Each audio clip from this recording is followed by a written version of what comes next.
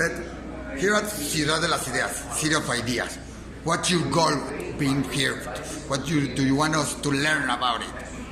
So I talk about how you can understand people better from their internet behavior.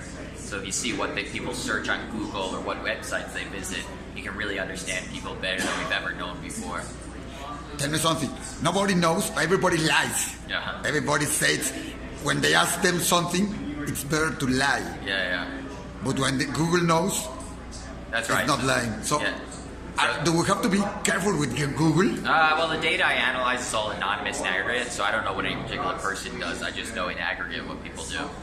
You talk about racism in the internet also, and that many times it's not only racism, it's because they're looking for any other thing. But one of the things there is more in the internet, maybe sometimes, or we take care about it, is anti-Semitism, for example. Do you think that kind of hate is present in the internet, and we can use internet to find them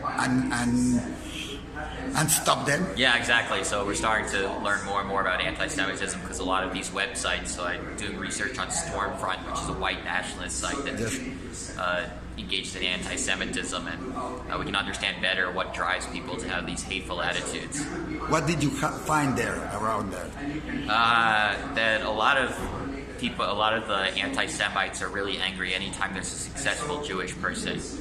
So if there's anytime a Jew is successful in any field, in media and entertainment, in politics, in business, they get angry about that person, and they are very conspiratorial. They think that Jews are running the media and engaging in all kinds of nefarious acts to control the masses and get Jews more in power. We have a Jewish media. We don't control the media, all the media, but we have a Jewish media.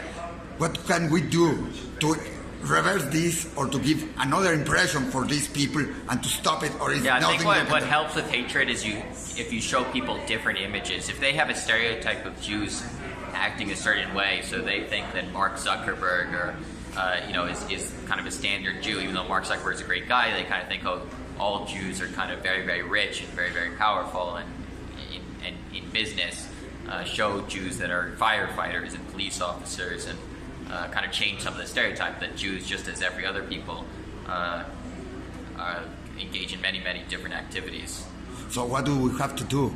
Like people, like a media, can we do something? Maybe highlight.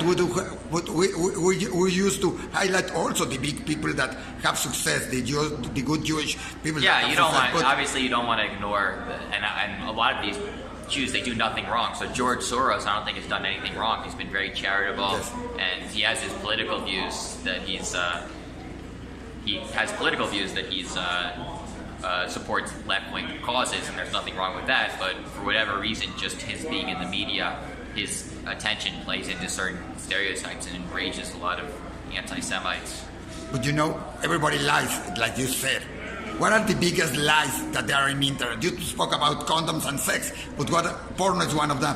What are the biggest lies? I'd say racism, sexuality, mental health. Anytime there's sensitivity around the issue where people don't feel comfortable, people feel like they'll be judged for their attitudes or their desires, there's going to be deception.